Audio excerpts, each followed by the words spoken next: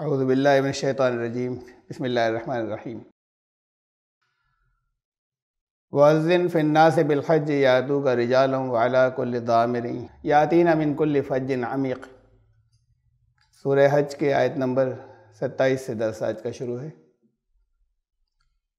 اور لوگوں میں حج کا اعلان کر دو، تمہارے پاس وہ پیدل آئیں گے، چلے آئیں گے پیدل، اور پتلی سواریوں پر، ہر کشادہ اور دور کے راستے سے۔ اس سے پہلے جو سلسلہ کلام ہے اس کے لیے میں یاد دلا دوں۔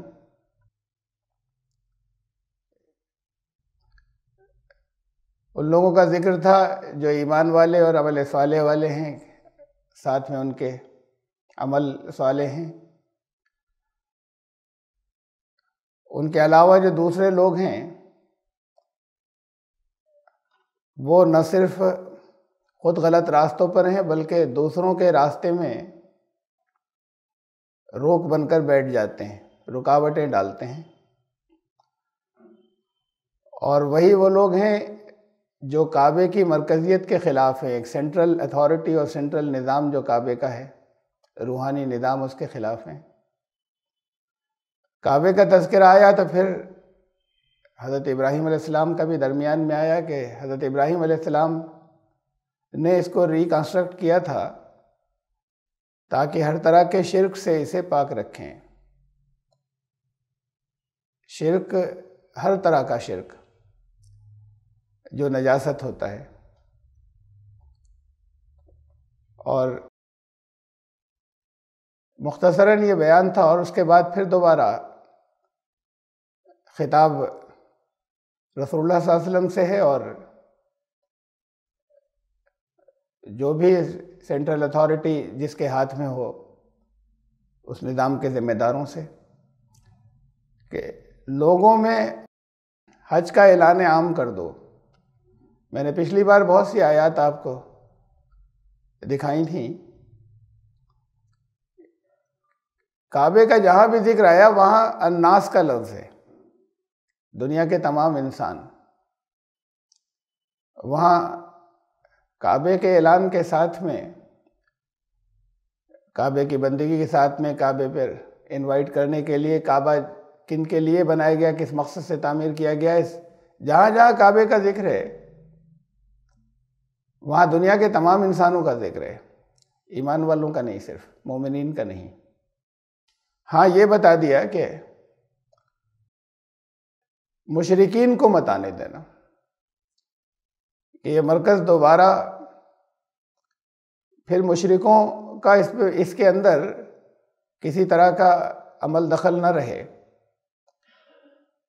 ایک اللہ کی بندگی کا مرکز ہو یہ۔ مشرک نجس ہوتے ہیں، ناپاک ہوتے ہیں، اندرونی روحانی ناپاکی، اور کعبے کی روحانی اتھارٹی ہی کا ذکر چل رہا ہے، دنیا کے تمام انسانوں کے لیے ہدایت۔ دنیا کے انسانوں میں، تمام لوگوں میں حج کا اعلان کر دو، چاروں طرف سے آئیں گے، اس میں پیدل بھی آئیں گے، اور اس میں ایک لفظ جو ضامر ہے، اس کا ترجمہ عام طور سے کرتے ہیں دبلی پتلی اونٹنیوں پر بیٹھ کر آئیں گے۔ تو اس میں اونٹنیاں کوئی دبلی پتلی کیوں چھانٹے گا کعبے پر جانے کے لیے؟ ضامر لفظ دبلی پتلی اونٹنیوں کے لیے بھی بولا جانے لگا، اور جو دوسری اور سواریوں، گھوڑوں وغیرہ کے لیے بھی جو دبلے، تو دبلے ہی کیوں چھانٹیں گے؟ اصل میں ضامر جو ہے وہ پتلی شیپ کی جتنی بھی سواریاں ہوں سب کے لیے استعمال ہوتا ہے۔ اور یہ قرآن کا اعجاز ہے کہ اس نے اس وقت کے لوگوں کو نہیں آتا سمجھ میں، کہ پلینز سمجھ میں نہیں آتے، یہ اونٹنیاں یا گھوڑے یا دبلے جانور ہی خالی اس سے مطلب لیا جاتا رہا۔ لیکن اس کی جو شکل ہوتی ہے لمبائی میں، اور اوور آل اس لمبائی کے مقابلے میں وہ تھن ہوتا ہے، پتلا ہوتا ہے، پلین۔ تو قرآن نے اسے، اللہ نے اسے کور کیا تھا اس لیے کہ اس وقت کے لوگوں کی سمجھ میں نہیں آتا، اسے ضامر کہا تھا، پتلی سواریوں کے اندر۔ من کل فج عمیق، عمیق گہرے کو بھی کہتے ہیں اور پھیلے ہوئے اور کشادہ کو بھی کہتے ہیں۔ تمام ہر دور دراز کے راستے سے جو وسیع اور پھیلے ہوئے راستے ہیں، یہ فضائیں بھی لوگ پیدل آتے ہیں، وہ بھی کشادہ راستوں سے، اور فضائیں جو ہیں وہ بھی وسیع اور کشادہ ہیں، واسٹ ایکسپینسز، ان سے تمہارے پاس چلے آئیں گے۔ لیشہدوا منافع لہم، تاکہ لوگ خود مشاہدہ کر لیں کہ ان کے لیے کتنے نفع ہیں یہاں آنے میں، اس سینٹر سے کیا انتظامات چل رہے ہیں پوری دنیا کے لوگوں کے نفع کے۔ دیکھیے پہلے تو دنیا کے تمام انسانوں کے لیے یہ اعلان کہ سب میں اعلان کر دو، مشاہدہ کیسے کریں گے، یعنی آئیں گے وہاں؟ تو اصلاً تو سب کے لیے کال تھی کہ وہاں آئیں دنیا کے انسان، سوائے ان کے جو مشرک ہیں، وہ شریک نہ ہو، چاہے وہ ایمان نہیں لائے، وہ حج کے مناسک میں چاہے شریک نہ ہوں، لیکن وہاں پر رہ کر بینیفٹس دیکھیں کہ انسانیت کے لیے کیا بینیفٹس ہیں یہاں سے، اس کے مرکز بننے سے۔ لیشہدوا منافع لہم، ان کے لیے، وہ جو آئے خود انہیں کتنے فائدے ہوں گے یہ دیکھیں کہ کتنا یہاں سے جو کچھ ہو رہا ہے، جو نظام یہاں سے چل رہا ہے، اس سے خود انہیں اور دنیا والوں کو کتنے نفع ہیں۔ وَيَذْكُرُ اسْمَ اللَّهِ فِي أَيَّامٍ معلومات، اور پھر جو حج کرنے والے ہیں وہ معلوم دنوں میں، وہ دن جو نون ہیں، فکس ہیں کہ کن دنوں میں، وہ خاص طور سے اللہ کو بہت یاد کریں۔ یہ درمیان میں مینا کے اندر قیام ہوتا ہے 3 روز۔ دوسرے مقامات پر اس مقام کے بارے میں کہا ہے کہ وہاں کثرت سے اللہ کو یاد کریں۔ تو اللہ کو یاد کرنا ویسے ہی ہو گیا ہے کہ وہاں لوگ نمازیں پڑھیں، تسبیحیں لے کر بیٹھ جائیں، قرآن شریف پڑھتے رہیں۔ اللہ کی یاد تو بہت ایک وسیع لفظ ہے۔ وہ یاد جس جگہ پر محدود ہو گئی کہ نمازیں پڑھ رہے ہوں، وہ نمازیں بھی ایسی کہ جس کا مطلب نہیں جانتے، اس میں جو کچھ تلاوت ہو رہی ہے، اللہ کا کلام ہے، اللہ سے گفتگو، اللہ سے بات چیت، اس کا بھی مطلب نہیں جانتے، یہ یاد ہو رہی ہے۔ مثلا قرآن نے کہا کہ یاد کرنے والے وہ کائنات پہ غور و فکر کرتے، ذکر کرنے والے۔ ان فی خلق السماوات والارض واختلاف اللیل والنہار لآیات لأولی الالباب، آیات ہیں عقل والوں کے لیے کائنات میں بکھری ہوئی آسمان، دن اور رات میں جو چینجز ہیں ان میں، اور آسمانوں اور زمین کی کریشن میں اللہ کی آیات ہیں عقل والوں کے لیے۔ الذین یذکرون اللہ قیاما وقعودا وعلی جنوبہم، یہ آیات ان لوگوں کے لیے جو ذکر کرتے رہتے ہیں، کھڑے ہوئے، بیٹھے ہوئے، اپنی کروٹوں پر۔ یہ ذکر کون سا ہے؟ وَيَتَفَكَّرُونَ فِي خَلْقِ السَّمَاوَاتِ وَالْأَرْضِ، اور پھر غور و فکر کرتے ہیں آسمانوں اور زمین کی تخلیق کے اندر، کریشن میں، اس نظام کے اوپر غور کرتے رہتے ہیں، اور پھر وہ جن نتائج کے اوپر پہنچتے ہیں کہ ربنا ما خلقت ھذا باطلا، یہ کائنات ہے ہمارے رب، آپ نے ساری بیکار نہیں بنائی، باطل نہیں بنائی۔ تو وہ ذکر ہے۔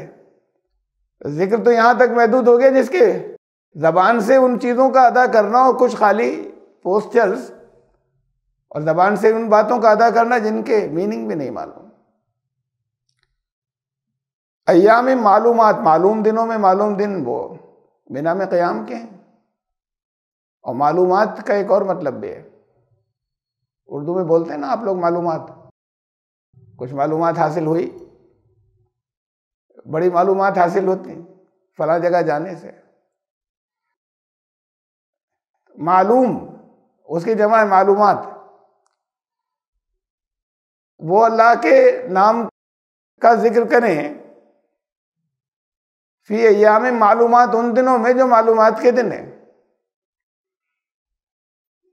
یعنی وہ دن جو مینا میں 3 دن قیام کے ہیں، وہ دین کے بارے میں واقفیت، تمام دنیا کے بارے میں واقفیت، لیکن دنیا کے حالات کو کنٹرول ہونا ہے، وہاں سے ان کے مسائل کا حل ہونا ہے، مسائل کا حل ہونا ہے تو واقفیت بھی ہوگی۔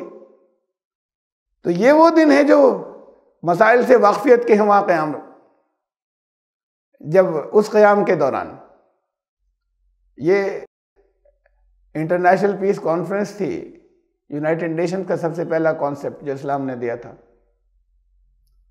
جہاں وہ مناسک بھی تھے جن کی کچھ روحانی سگنیفیکنس تھی، اسپریچول سگنیفیکنس، اس کے اثرات ہوں گے، وہ بھی ادا کرنے تھے، اور ساتھ ساتھ اس مرکز کے اوپر خالی اس لیے نہیں بلائے تھے کہ جیسے وہ اشنان والا مرکز ہے کہ لوگوں نے ڈبکیاں لگائی اور چلے آئے، یہاں پر گھومے اور پہاڑیوں کے درمیان میں بھاگے اور عرفات کے میدان میں کھڑے ہوئے، جانور ذبح کیے اور چلے آئے، ان کا سب گناہ، سب پاپ دھل گئے۔ دنیا کے ہر علاقے کے لوگ وہاں پر ہر سال اکٹھے ہوں گے، ہوتے ہیں، آپس میں کوئی کمیونیکیشن نہیں ہوتا، کوئی گفتگو نہیں، کوئی بات چیت نہیں، بلکہ یہ تو یہ ہے کہ گفتگو بات چیت کریں گے تو باطل ہو جائے گا، زیادہ سے زیادہ اپنی نمازیں پڑھتے رہو ہر وقت۔ ساری دنیا کے لوگوں کا ایک اجتماع ہے جو وہاں 3 روز تک وہاں پر اکٹھے ہیں، یہ 3 دن کی کانفرنس ہے۔ یہاں دنیا کے الگ الگ ملکوں کے لوگ اکٹھے ہوتے ہیں UN کے اندر، ان میں سے ہر ایک انگریزی نہیں جانتا، انگلش ہر ایک نہیں جانتا ان میں سے۔ اب رکھنے لگے ہیں کچھ بہت سے ممالک اس بات کا، بہت سے کنٹریز اس بات کا خیال کہ وہاں جو ان کا UN کا ریپرزنٹیٹو ہو وہ اچھی انگلش جاننے والا ہو۔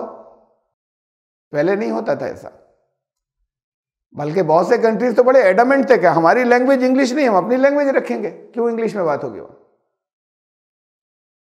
اور اس کے باوجود سب کا آپس میں ایک دوسرے سے کمیونیکیشن ہوتا تھا۔ پہلے جب الیکٹرانک ان کے پاس انٹرپریٹرز نہیں تھے تو پھر لوگ انٹرپریٹ کرتے تھے، جو ترجمان ہوتے تھے وہ اسپیچز کو اور ایک دوسرے کی باتوں کو ایک دوسرے تک پہنچاتے تھے۔ وہ تو دنیا کے لوگوں کا کمیونیکیشن ہوتا تھا چاہے لینگویج ایک دوسرے کی نہیں جانتے ہوں، اور وہ اکٹھے ہوتے تھے۔ تو یہاں بھی ہو سکتا تھا، اور یہاں بھی ہر خیمے کے یا ہر جگہ کے کچھ نمائندے ہو سکتے ہیں جو ملیں اور دنیا کے مسائل پر غور کریں۔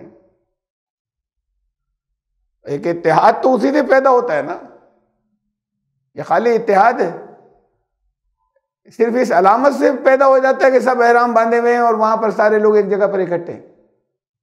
اتحاد کے لیے تو مسجدیں تھیں، کندھے سے کندھا ملا کر سب لوگ کھڑے ہوتے ہیں، لیکن جب اس کی روح نکل گئی اور صرف وہ ایکشنز رہ گئے صرف، اور کچھ پڑھنا رہ گیا صرف، تو پھر یہی مسجدیں اختلاف کے مرکز بن گئیں۔ خدا گھر پر بھی ہے، اللہ گھر پر بھی ہے، بندگی وہاں کر سکتے تھے، یہاں کیوں بلایا تھا مسجد کے اندر؟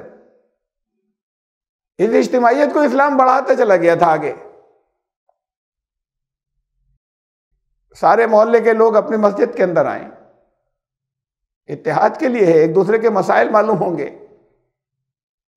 وہ علامتیں بے جان علامتیں رہ جائیں گی اگر اس کے پیچھے کچھ بھی وہ اثرات اگر منتقل ہو کر زندگی کے اندر نہیں آئیں گے، کندھے سے کندھا ملا کر کھڑے ہونے کے، صفیں سیدھی رکھنے کے، تنہا پیچھے کھڑے نہیں ہونے کے۔ یہ اجتماعیت کا ایک بہت اعلیٰ نظام تھا، یہ تو اس کی سامنے سے صرف ظاہری پہچانی تھی صرف یہ۔ تو اب نمازی اوریجنل نہیں بچی، بے روح ہو گئیں، تو مسجدیں اتحاد کا مرکز نہیں بچی، ہر فرقے کی اپنی الگ مسجد جس کے اندر دوسرے فرقے کا داخلہ بھی ممنوع ہو گیا۔ یہ اتحاد اسلام نے اور آگے بڑھایا تھا، فرائیڈے جمعے کے دن پھر زیادہ بڑی مسجد کے اندر ساری بستی ایک جگہ اکٹھی ہو، اب سرمن بھی ہوگا، خطبہ بھی ہوگا، خطاب بھی ہوگا وہاں، اب وہ لکھے ہوئے خطبے بہت پرانے عربی کے اندر وہ دیکھ کر یا کسی نے یاد کر لیے، وہ خطاب ہو گیا ایڈریس، یعنی عربی میں ضروری ہے۔ نماز سے باہر رکھا تھا، نماز میں شامل کیا جا سکتا تھا نا، جمعے کی نماز کے اندر نماز سے باہر اسی لیے رکھا گیا کہ اس کے اندر وہ زبان لازم نہ بچے، وہ لازم نہیں رہے۔ رسول اللہ صلی اللہ علیہ وسلم نے کچھ بھی ریکمنڈ نہیں کیا تھا کیا کہنا ہے۔ ابھی 100 سال پہلے کے لوگوں نے بیٹھ کر عربی زبان کے اندر لکھے کتابیں چھاپنے وہ پڑھے جا رہے ہیں۔ مسنون ہوتا تب بھی کوئی ضد کرتا یا کوئی اصرار کرتا ہے اس بات کے اوپر کہ جو خطبے رسول اللہ صلی اللہ علیہ وسلم کے تھے مسنون، ہم تو صرف وہی خطبے دیا کریں گے ہمیشہ، حالانکہ وہ ایبسرڈ بات تھی، سینس لیس۔ خطاب کا، خطبے کا تو مطلب ہی یہ ہے کہ لوگوں کو جس چیز کی ضرورت ہو یا کرنٹ ایونٹس جو ہیں، جب موجودہ حالات ہیں، اس کے اوپر لوگوں کی واقفیت ہو وہاں، یا ان کے مسائل حل کرنے کے اوپر گفتگو ہو، نہ کہ جو کچھ کبھی ایک مرتبہ کہیں کہہ دیا رسول اللہ صلی اللہ علیہ وسلم نے، جو کچھ ان لوگوں کے اس زمانے کے اور اس دور کے لوگوں کی ضرورتوں کے اعتبار سے جو کچھ دیا تھا وہ سب لوگ کہنا شروع کر دیں۔ اب تو وہ بھی نہیں ہے نا، یہ تو ابھی 100 سال پہلے کے لوگوں کے لکھی ہوئی چیزیں ہیں جسے وہ دیکھ کر یاد کر کے پڑھتے ہیں۔ اس پر ضد ہے کہ نہیں یہ عربی میں پڑھنی ہے، آپ عربی میں خود کچھ اپنے پاس بیٹھ کر لکھ لیجیے، اسے پڑھ دیجیے، ہاں اب ہو گیا خطبہ۔ ایڈریس تو اسی زبان کے اندر ہوگا جو لوگ جانتے ہیں۔ اور یہ خطاب جمعے کے دن نماز سے باہر رکھا تھا، 2 رکعتیں کم کی اور وہ ایڈریس اور وہ خطبہ رکھا، جس میں زیادہ لوگ بستی کے سارے ایک بڑی مسجد کے اندر آئے۔ اب ہر مسجد میں نماز چل رہی ہے جمعے کی، کوئی چھوٹی سی چھوٹی ایسی مسجد نہیں جس میں نماز نہیں چل رہی۔ بڑی مسجد بھر جائے تو کوئی یہ ہو سکتا ہے کہ آپ 2-3 بڑی مسجدیں بنا لیجئے، تو وہ مقصد اجتماعیت کا ختم ہو رہا ہے۔ اب جمعے میں جو زیادہ لوگ ہوتے ہیں وہ اس لیے ہوتے ہیں کہ جو کبھی نماز نہیں پڑھتے وہ جمعے کے بھی پڑھنے آ جاتے ہیں، اس لیے جمعے میں زیادہ ہوتے ہیں۔ ورنہ مقصد یہ تھا کہ وہ سارے لوگوں کا اجتماع، وہ جمع ہوں کسی ایک جگہ پر، وہ جو الگ الگ اپنے محلے کی مسجدوں میں تھے وہ ایک سینٹرل ماسک کے اندر آ جائیں۔ پہلے محلے کے لیول کے اوپر مسائل، روحانی اللہ سے تعلق بھی ہو اور محلے کی اجتماعیت بھی ہو، وہاں کے مسائل بھی حل ہوں۔ یہ کمیونٹی سینٹرز تھے جو مساجد ہماری۔ کوئی ضرورت کسی طرح کا مسئلہ ہوتا تھا رسول اللہ صلی اللہ علیہ وسلم مسجد میں تشریف لے آتے تھے، لوگوں کو کال کرتے تھے آ جاؤ سارے لوگ، اب مسائل وہاں حل ہوتے تھے۔ جمعے کا ہر چھوٹی سی چھوٹی مسجد میں ہر جگہ جمعے کی نماز، اور پھر سال میں ایک مرتبہ پھر ساری بستی اکٹھی ہو، یہ تو 3-4 بڑی مسجدیں ہو جائیں گی جمعے کی، وہ سب عیدگاہ میں پہنچیں۔ اب سارے لوگ اکٹھے ہو کے ایک جگہ، یہ بھی ہر چھوٹی سے چھوٹی محلے کی مسجد میں ہونے لگی عید کی نماز، ہر جگہ نماز چل رہی ہے، تو عید کا تو مقصد ہی ختم ہو گیا۔ وہ جو اجتماعیت اسلام آگے لیتا چلا گیا تھا وہ سب بالکل پارا پارا ہو گئی، چور چور۔ وہاں بھی خطبہ ہے، وہاں ساری بستی کے مسائل کے اعتبار سے، وہاں ہر آدمی سے الگ الگ ملنا جلنا نہیں ہوگا، ساری بستی کے مسائل کے اعتبار سے وہاں خطاب ہوگا۔ اور اس کے بعد زندگی میں ایک مرتبہ، یہ تو تمام دنیا کے اندر سال میں وہاں اکٹھے ہوں، اور پھر زندگی میں ایک مرتبہ تمام لوگ پھر اس مرکز پر آئیں جو اصل مرکز ہے، وہاں آئیں، وہاں کے وہ مناسک بھی ہوں گے جن کا تعلق روحانیت پیدا کرنا ہے، جن کی اور بھی کچھ سگنیفیکنس ہے، وہ سب ہوں گے۔ کچھ میموریلز ہیں، وہ یادگاریں ہیں جنہیں تازہ کریں گے، ذہن کے اندر کچھ نئی اسپرٹ لیں گے، وہ سب بھی ہوگا، اور لوگ اکٹھا ہوں گے تب دنیا کے مسائل حل ہوں گے۔ یہ اقوام متحدہ تھی، یونائٹڈ نیشنز، کہ یہ 3 دن تمہاری معلومات کے ہیں، دنیا کے بارے میں معلوم ہو، دین کے بارے میں معلوم ہو، اپنے تمام دنیا کے بارے میں معلوم ہو۔ یہ چھوٹے چھوٹے سے ملک پتہ نہیں کب سے یو این او مدد کی چلی جا رہی ہے، 25 سال سے اور 30 سال سے، اور لوگ قحط سے مر رہے ہیں افریقی ممالک کے اندر، لاکھوں لوگ مر چکے قحط سے۔ جو ایک کنٹری اپنے بجٹ میں سے ذرا سا حصہ 2-3% دے دے تو کوئی بھی غریب نہیں بچے گا وہاں پر، اور مدد چلی آ رہی ہے برسا برس سے۔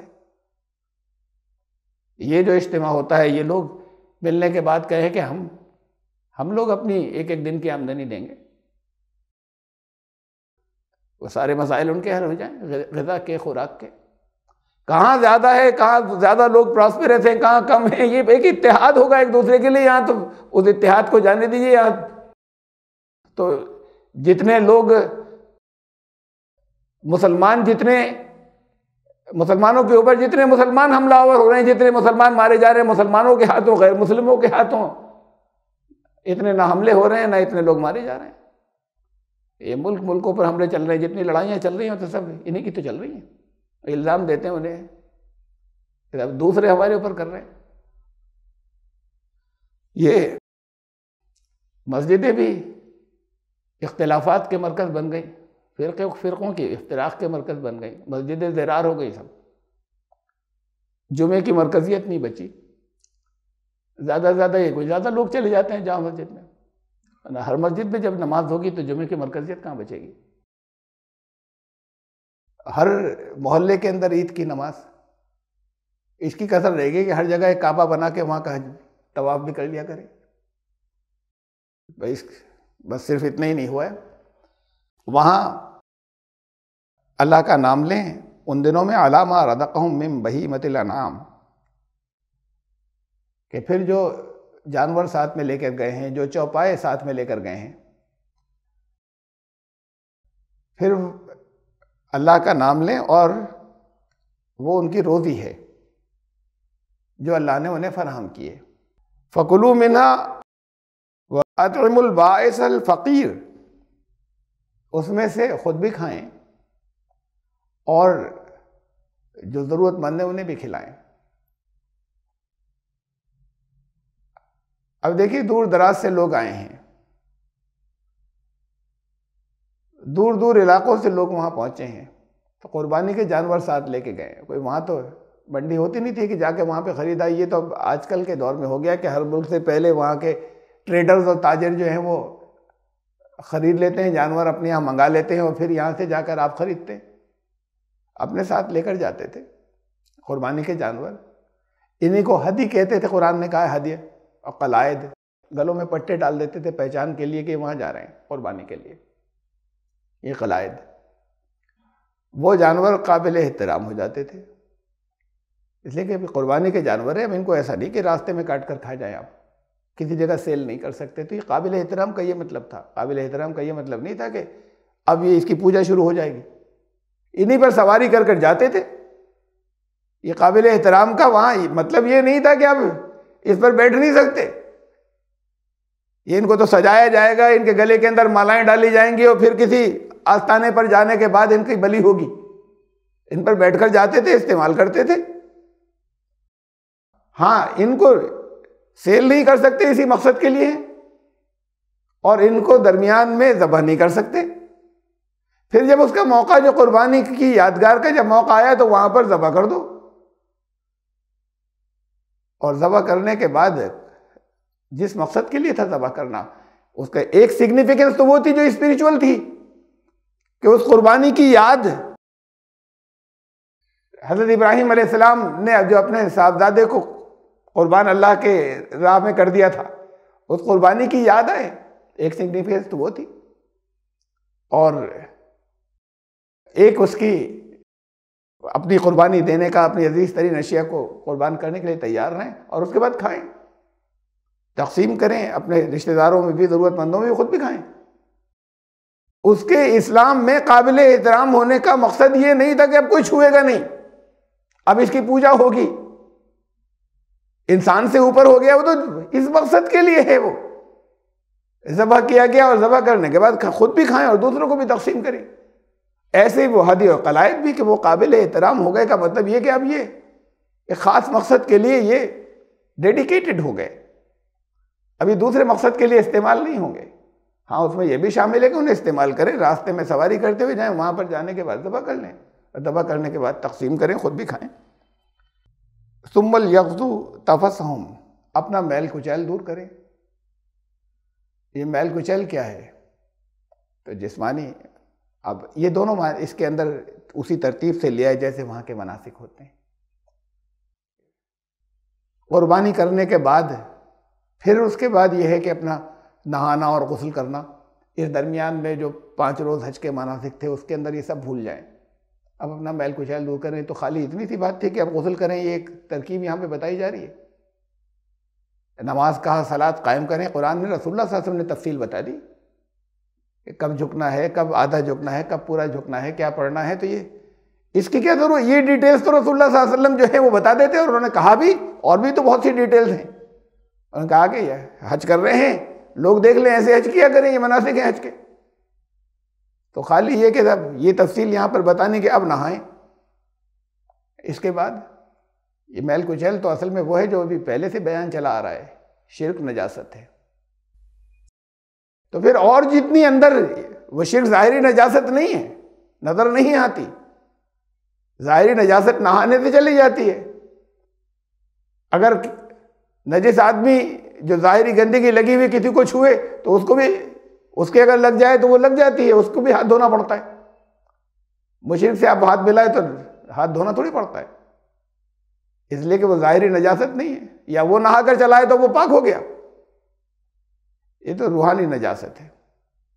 انسان کے اندر ظاہری بھی پاکیزگی چاہیے، طہارت، اور باطنی اندرونی طہارت بھی چاہیے. قرآن نے کہا کہ یہ قرآن، اس کو جو طاہر نہیں ہے وہ نہیں چھوئیں، جو پاک نہیں ہے وہ نہیں چھوئیں. اب ایک مسئلہ تو ظاہری ہے، اس کا دونوں ہیں. اور پھر حضرت مجدد الثانی رحمۃ اللہ علیہ نے اپنے خلفاء کو لکھا کہ اس کا مطلب یہ ہے کہ جن کا باطن پاک نہیں ہے، اندرونی پاکیزگی نہیں ہے، وہ تو اس کے معنوں کو مس بھی نہیں کر سکتے، چھو بھی نہیں سکتے، چھوئیں گے ہی نہیں، اس کے معنوں کو پہنچیں گے ہی نہیں جب تک تزکیہ نہیں ہوگا، اندرونی طہارت نہیں ہوگی. تو یہ اس کے باطنی معنی ہیں طہارت کے. ہمارے ہاں یہ مسئلہ ان کے ہاں کچھ غلط آ گیا. بہت سے مسائل آپ کے ہاں غلط ہیں، بہت سے شیعہ حضرات کے ہاں غلط ہیں. تو ان کے یہاں آ گیا ہے کہ اگر مشرک چھو لے تو اس کے بعد نہاتے ہیں، کہ قرآن نے کہا نجس تھا. بال کٹا کے آئے تو ٹھیک ہے، اور لوگ بھی نہاتے ہیں، لیکن اگر آپ نے احتیاط سے کٹوائے کہ بال نہیں چبھیں تو پھر نہیں نہاتے، جھاڑ لیے بال ایسے.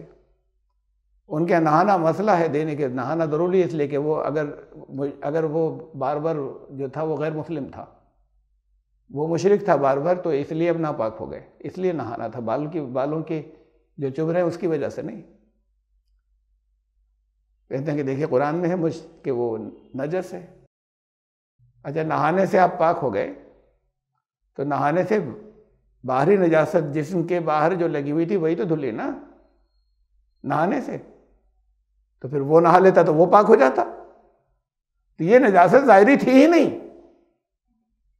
یہ تو توحید سے جائے گی، یہ کلمے سے جائے گی. یہ نجاست یہ دھونے والی، پانی سے دھونے والی نہیں تھی. تو یہاں بھی دونوں معنی. اس کے بعد اپنا میل کچیل دور کرے جو رہ گیا ہے. اب دیکھیے یہاں وہ ناپاکی نہیں تھی، اس لیے خالی میل کچیل کا ذکر کیا کہ توحید پر تو ہیں قائم، اس لیے یہاں پر آئیں.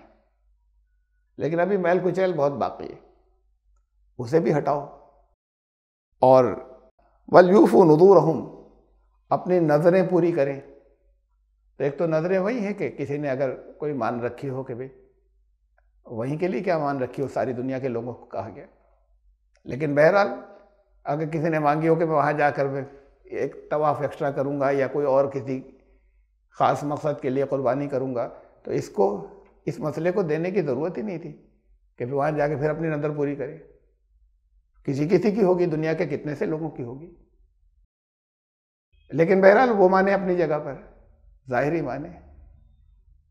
تو پھر نظر اصلی کیا ہے آپ کی؟ کہ اپنی نظریں پوری کریں، جتنے عہد کیے ہوں اللہ سے، جتنے عہد و پیمان ہوں. پھر اس کے بعد پھر اس کا عہد کر لیں کہ اب ڈٹ جائیں اس کے اوپر، کہ آج ہی پوری، آج جیسے آج وہ پوری ہو گئی، اور اس کے بعد پھر زندگی کے اندر تبدیلی آ جائے. وَلْيَطَّوَّفُوا بِالْبَيْتِ الْعَتِيقِ، کعبے کو بیت العتیق بھی کہا ہے. عتیق مانے پرانا، بہت پرانا.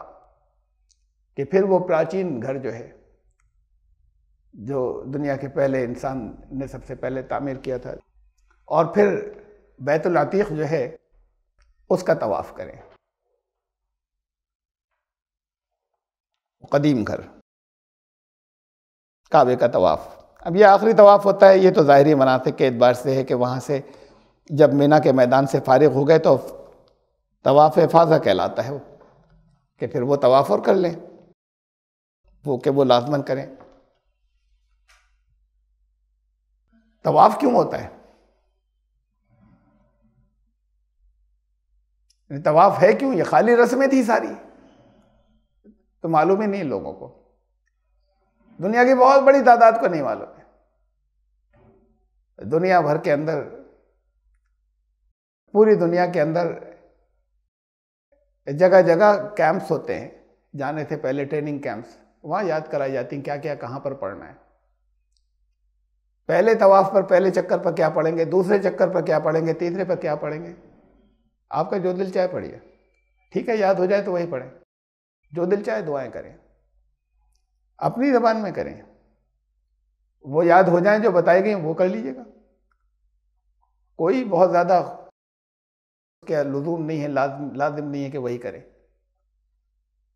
لیکن یہ کیا تھا، یہ چکر کس بات کے لیے تھے؟ ٹھیک ہے، رسول اللہ صلی اللہ علیہ وسلم وہ طواف کرتے تھے، ہم بھی کرتے ہیں، رسول اللہ صلی اللہ علیہ وسلم سے پہلے مشرکین کرتے تھے، چلا آ رہا تھا یہ طواف تو حضرت ابراہیم کے، اس سے پہلے تو پھر نسل ختم ہو گئی تھی، کنٹینیوٹی نہیں رہی حضرت ابراہیم سے، پھر مسلسل چلا آ رہا ہے، تو اس سے پہلے مشرکین کرتے تھے، طواف جو چلا آ رہا تھا طواف کیا کرتے تھے، طریقے غلط تھے کرنے کے لیکن طواف کرتے تھے۔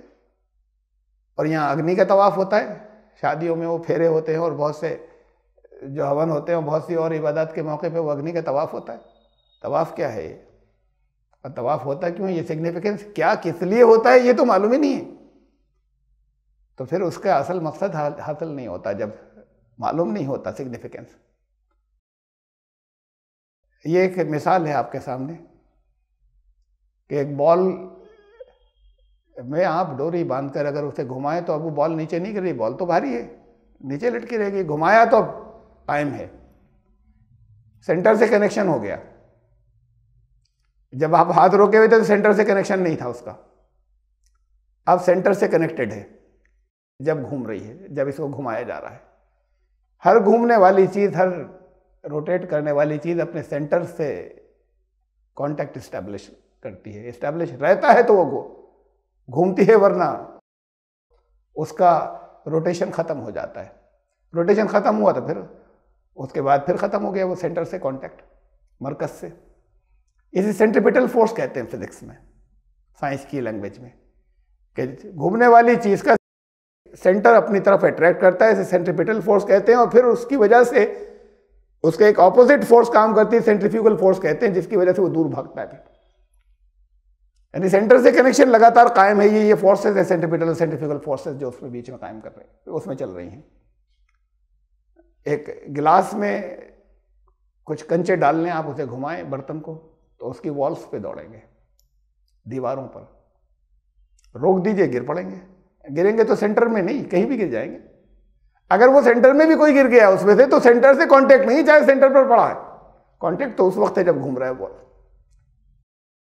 وہ سینٹریپیٹل فورس کے ذریعے وہ جوڑا ہوا ہے، وہ سینٹر سے مرکز سے۔ یہ مرکز سے پورے سرکمفرنس یا وہ جو گھیرا ہے جس میں وہ گھوم رہا ہے، اس کے ہر اسپاٹ سے مرکز کا تعلق ہوتا ہے، سینٹر کا۔ یہ دیکھا ہے آپ نے کبھی؟ آپ لوگوں میں سے بہت سے لوگوں نے دیکھا ہوگا، اب آنا بند ہو گیا، ہمارے رامپور کی نمائش میں بھی آتے تھے، موت کا کنواں، ویل آف ڈیتھ، جہاں اس کی والز کے اوپر بائکس اور گاڑیاں چلتی تھیں، بائکس بھی، کاریں بھی، یہاں رامپور کی نمائش میں پہلے آتے تھا۔ یہ کیسے چلا لیتے ہیں؟ یہ بھی ویسی ہے کہ وہ بال نہیں گر رہی، یہ ان کی ہے، مہارت بھی ہے،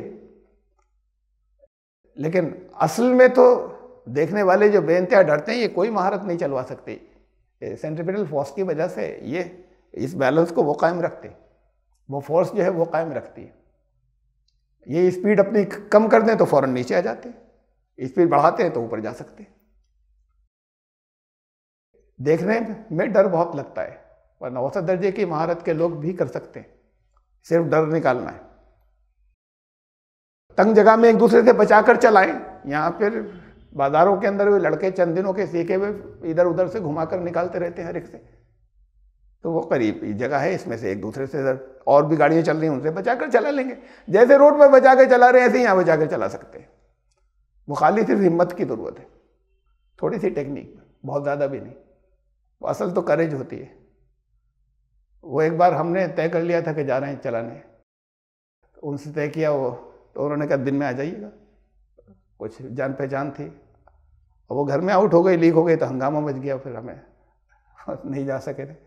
لیکن معلوم ہے کہ کوئی صرف ہمت کی ضرورت ہے اور تھوڑی سی، اور مہارت تو ہوتی ہے سب میں. یہ کاریں ہیں چل رہی ہیں.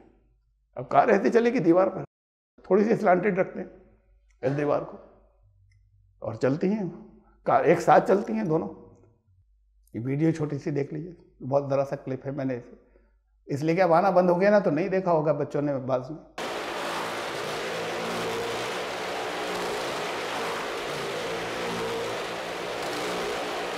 یہ بائکس پہلے سے چل رہی ہیں، بڑا تھا جس میں سے میں نے کلپ نکالا.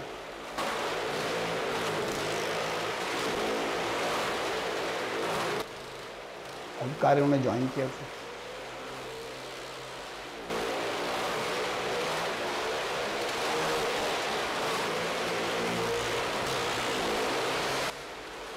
ایک بائک چلانے والی لڑکی ہے،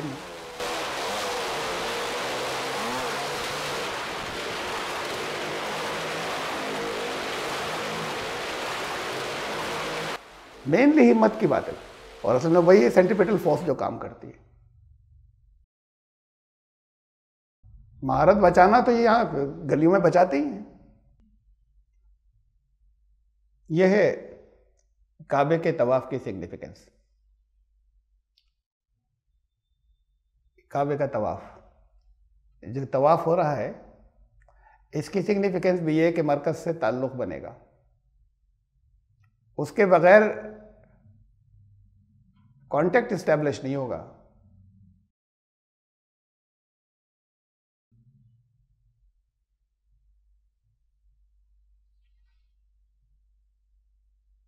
وہ موت کا کنواں تھا، یہ زندگی کا میدان ہے. طواف سے یہ معلوم ہو تو اس وقت جو کنیکشن پھر فیل ہوتا ہے، علم ہو. یہ تو خالی رسم بن جاتی نا ساری، بس سارا دور اس پہ کہ دعائیں کون سی کی یاد ہے نہیں ہے، بھول گئے. اب یاد بھی کرانے کی ضرورت نہیں ہوتی. ایک وہ چل رہے ہوتے ہیں ساتھ میں گائیڈ، معلم صاحب پورے گروپ کو لے کر. اب وہ آگے پڑھتے جا رہے ہیں، پیچھے والی بھیڑ پڑھتی جا رہی ہے. اب انہیں، آپ کو میں بہت سی چیزیں پڑھاؤں تو سارے لوگ پروننسیشن ویسا نہیں کر پائیں گے پہلی مرتبہ میں. تو اب اس پر معلوم نہیں لطیفہ ہے یا حقیقت ہے. ہمیں تو ہمارے بڑوں نے بتایا کہ وہاں پر جو وہیں کے رہنے والے کہ وہ ایسا بھی ہوتا ہے کہ وہ دعا میں آ رہا ہے حقاً حقا، تو وہ کہہ رہے ہیں حقاً حقا پیچھے کے لوگ. وہاں کے لوگ قاف نہیں بول پاتے، گاف بولتے ہیں. اور ایجپشینس مصری جو ہیں وہ جیم نہیں بول پاتے، جیم کی جگہ گاف بولتے ہیں. جمال عبد الناصر کا گمال عبد الناصر، وہ گاف نہیں بول پاتے. تو وہ جو جہاں پر بھی جیم نہیں بولتے وہ اس کی جگہ گاف بولتے ہیں. تو وہ کچھ کی کچھ ہو جاتی ہیں. وہاں پہ پڑھایا کچھ بھی جا رہا ہے، یہ اپنے کچھ اور کر رہے ہیں.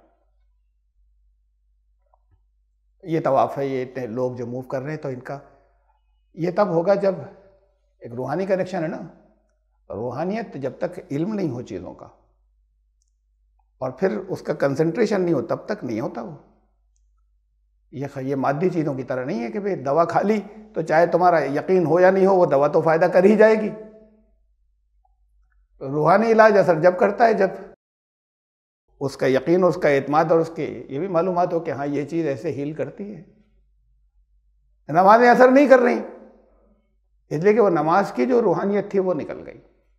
تو اس سے جو مقصد حائل ہونے تھے وہ مقصد اب حائل نہیں ہو رہے. تو یہ ہے سینٹر سے رابطہ قائم ہونا. یہ معلوم بھی نہیں لوگوں کو، یہ کہیں بتایا بھی نہیں جاتا. جب یہ معلوم ہو کہ اب ہوا ہمارا کانٹیکٹ اسٹیبلش، تو پھر ایک کیفیت اور ہوتی ہے. کانٹیکٹ ہونا کیوں تھا اسٹیبلش سینٹر سے یا مرکز سے؟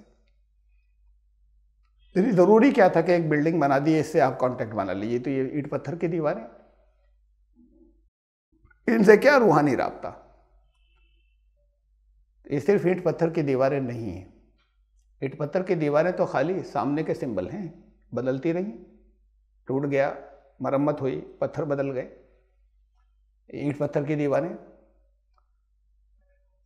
کعبہ تو ایک حقیقت کا نام ہے، حقیقت کعبہ.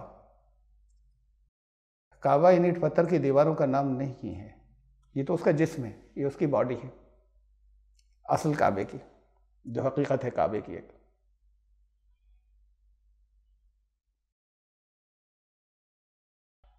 زمین کا نرو سینٹر ہے. ایک حدیث میں آتا ہے کہ سب سے پہلے جو زمین، یہ چھوٹا سا صرف یہی تھا سینٹر ایسا، جب پانی کے اوپر جھاگ اور یہاں سے پوری زمین پھیلائی گئی. آج بھی ساری زمین کو غذا یہاں سے فراہم ہو رہی ہے، روحانی غذا یہاں سے فراہم ہو رہی ہے، مادی غذا بھی، یعنی زمین کی لائف بھی وہیں سے چل رہی ہے، اسی سینٹر سے. ایک حدیث ہے طویل، بخاری کی بہت لمبی، جس کے اندر بیچ کا واقعہ آپ نے سنا ہوگا، اس کے درمیان کا ہے وہ، کہ ایک مرتبہ، یہ نبوت سے پہلے کی بات ہے، رسول اللہ صلی اللہ علیہ وسلم سے، کہ نبوت سے پہلے کعبے کی مرمت کی ضرورت تھی، اور مرمت ہو رہی تھی، پرانی سیلاب سے نقصان پہنچا تھا دیواروں کو، تو پرانی دیواریں گرا کے نئی تعمیر ہوئی تھی. اب جھگڑا اس پر ہو گیا تھا کہ حجر اسود کون وہاں پر نصب کرے، اور پھر آخر میں پھر وہ فیصلہ اس طرح ہو گیا، اللہ کی طرف سے نظام جو ان کے رسول اللہ صلی اللہ علیہ وسلم، ان پر سب نے اتفاق کر لیا کہ اچھا یہ کر دیں، ورنہ ہر قبیلہ تھا کہ یہ ہم، باقی تو سب شریک تھے، اب یہ ایک ہی پتھر ہے تو ہر قبیلہ کیسے لگائے گا؟ تو پھر رسول اللہ صلی اللہ علیہ وسلم نے یہ فیصلہ کیا کہ، اور وہ امین تھے، امانت دار، تو سب کہ ہاں یہ جو کچھ فیصلہ کریں گے یہ انصاف کا ہوگا. تو انہوں نے چادر منگائی کہ سب سارے قبیلے چاروں طرف سے اس چادر کو پکڑ لیں، اس پہ رکھ کر سب لوگ وہاں تک لے چلیں، پھر اپنے ہاتھ سے اٹھا کے نصب کر دیا کہ بھائی سب شریک ہو گئے، سب لوگ خوش ہو گئے. یہ درمیان کا واقعہ ہے اس طویل حدیث کے. جس وقت یہ ضرورت پیش آئی کہ اب اس کی مرمت کرنی ہے، کعبے کی مرمت ہونی ہے، تو جس وقت یہ ضرورت پیش آئی، اب یہ ہمت نہیں پڑتی تھی کہ اس کو گرائے کون. پہلے تو یہ دیواریں گرانی پڑیں گی، جو بہت زیادہ بوسیدہ عمارت ہو گئی تو وہ ایسی تھوڑی خالی سیمنٹ کہیں پر ذرا سا کہیں پر لگا دیا، ایسا تھوڑی ہوتا ہے، اب تو گرا کر دوبارہ بننا ہے. تو کسی کی ہمت گرانے کی نہیں پڑ رہی تھی. یہ زمانے جاہلیت کی بات ہے، اس سے عقیدت جو ہے وہ تو بے پناہ تھی، سب کو دور دور تک سارے عرب کو تھی. اور کچھ عرصے پہلے ہی، کچھ ہی دنوں پہلے جو ہے وہ ابرہہ والا واقعہ ہوا تھا، تو کعبے کو ڈھانے آیا تھا اور تباہ ہو گیا. تو اب کسی کی ہمت نہیں تھی کہ اس کے اوپر ہاتھ لگائے اور اس کی دیواروں کو گرائے. اور ضروری تھا، وہ تو اچھے کام کے لیے کر رہے تھے، دیواریں گرانی تھی.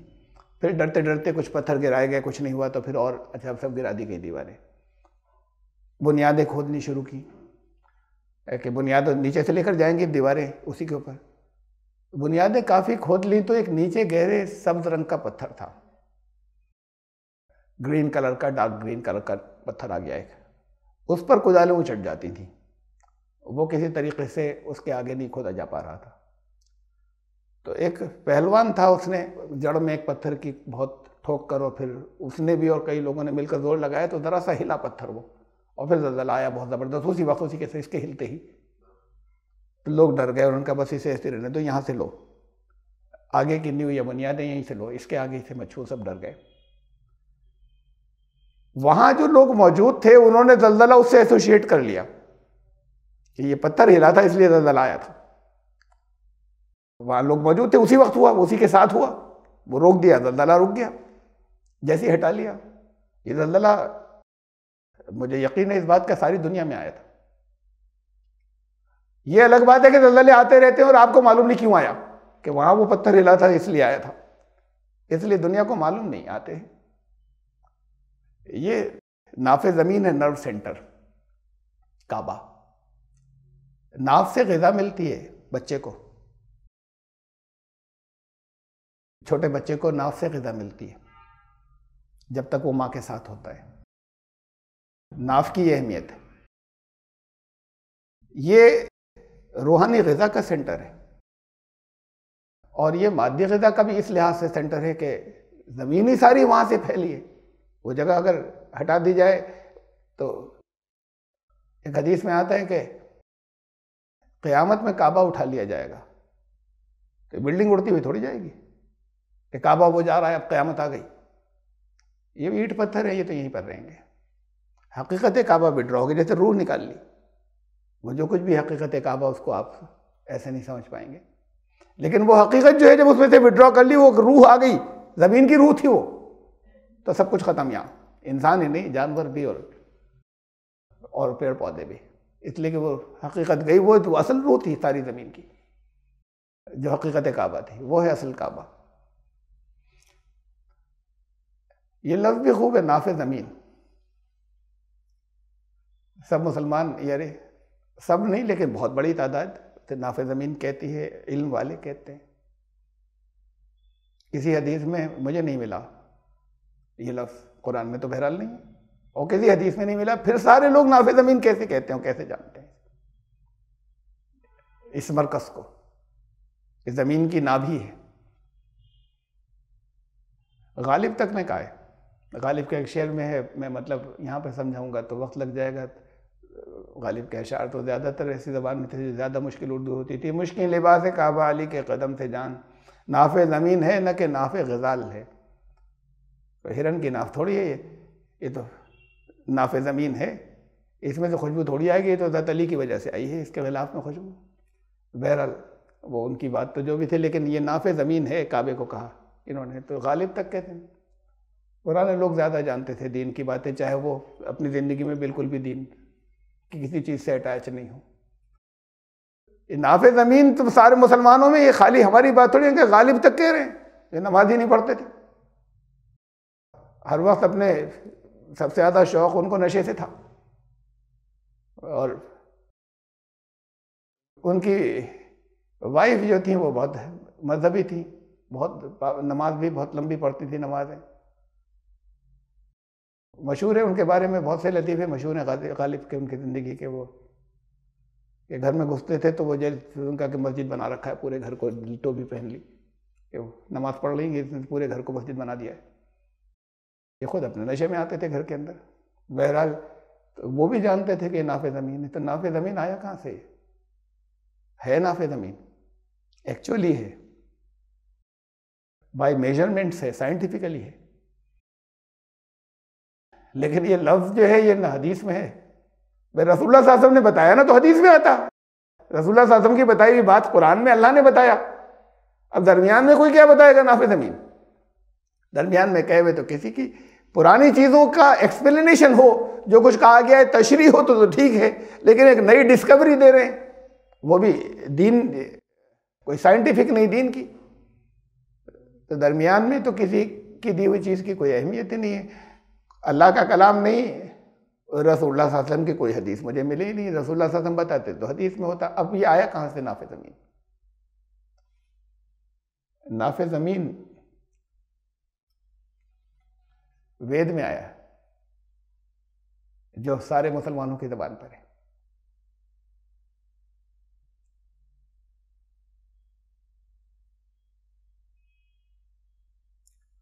الا یاستوا پتے ویم نابھا پرتھویا ادھی، درمیان میں اور بھی بڑھتے ہیں دھیم ہی، کہ ہم پرتھوی کے نابھی پر الاس پد پر، ایشور کے استھان پر، الہ خدا اور پد مقام بیت اللہ پر. بیت اللہ کے معنوں میں الاس پد، کہ بیت اللہ میں ہم تمہیں دھارن کریں، وہ جو پرتھوی کی نابھی پر ہے، وہ جو ناف زمین پر بیت اللہ ہے. وید میں تھا، ہمارے پاس حدیثوں میں نہیں ہے. مسلمان آج کے جانتے ہیں دنیا بھر کے، کوئی نہ کوئی کنیکشن تو آج بھی وید سے چلا آ رہا ہے جسے نہیں جانتے. اور پھر وید، دنیا کی کوئی کتاب ایسی نہیں ہے مذہبی قرآن کے علاوہ کہ جس میں بہت بڑے پیمانے پہ رد و بدل نہیں ہو گیا، لیکن حقیقتیں بھی باقی ہیں، اوریجنل چیزیں. یہ سمجھنا، یہ نکالنا کہ کتنا صحیح ہے اور کتنا غلط اس کے اندر، یہ کسوٹی ہمارے پاس ہے، صرف ہم کر سکتے ہیں. ٹچ سٹون ہے ہمارے پاس کہ جو اس سے ویریفائی ہو رہا ہے وہ اصل تھا. باقی اس کے اللہ کلام الہی تھا یہ، اب اس کے اندر بہت تبدیلیاں ہیں اور اس کے اندر حقیقت واقعی اس کی بہت بڑا ثبوت یہ ہے. جو ناف زمین آپ جانتے ہیں وہ آپ کے پاس کسی حدیث کے اندر نہیں، وہ وید سے آئی ہوئی بات ہے. وید نے کہا تھا کہ کعبہ ناف زمین ہے، بیت اللہ جو ہے وہ ہمارا بیت اللہ ناف زمین پر ہے. اور پھر اس میں اور کچھ دلچسپ باتیں ناف زمین سے ہی متعلق. یہ اس آیت کا موضوع کی تفسیر تو نہیں ہے، اس کے آگے کی بات اس کو سمجھانا، لیکن بٹوین دی لائنز بعض اوقات درمیان میں وہ چیزیں آتی ہیں کہ جن کے سمجھنا بہت مفید ہوتا ہے. چونکہ تذکرہ کعبے کا ہے اور کعبے کی سینٹرالٹی اور کعبے کی مرکزیت کا ہے، تو مرکزیت کی بات میں نے بتائی کہ یہ ناف ہے، ناف زمین ہے. اور جیسے ناف زمین جو ہے وہ یہ لفظ وید سے آیا، لیکن اس کے آگے اور ناف زمین کا اصل مطلب کیا ہے، کہاں کہاں سے ثابت ہوتا ہے یہ، اور خود اس وید کے اندر. اور اصل ہماری جو ناف ہوتی ہے کعبہ اسی جگہ پر ہے زمین میں. ذرا سی بات اور پختہ ہو جائے گی بٹوین دی لائنز یعنی درمیان کے، تو ایک موضوع آ گیا جو الگ سے تھوڑی سی ڈیٹیل سے اگر سمجھیں تو اصل موضوع سے الگ ہے، لیکن ایسا ہوتا ہے کہ بیچ کی چیزوں کو ہم سمجھتے چلتے ہیں پھر اپنے اوریجنل موضوع پہ آ جاتے ہیں. اس میں تھوڑا سا وقت لگے گا، انشاءاللہ زندگی رہی تو آئندہ مرتبہ. سبحان ربک رب العزت. چلو.